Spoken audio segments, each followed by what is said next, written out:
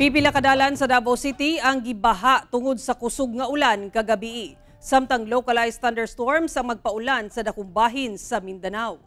Sa hulagway nga kuha sa Superradyo Davao, gilunupan og tubig baha ang Rojas Avenue sa Davao City.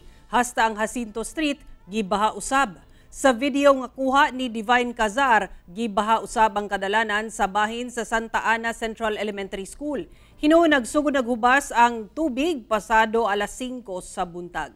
Sumala sa pag-asa ulanon ang dakong bahin sa Mindanao tungod sa localized thunderstorms. Samtang posibleng mahilis na ang low pressure area nga anaa sa Luzon karong gabii o ugma.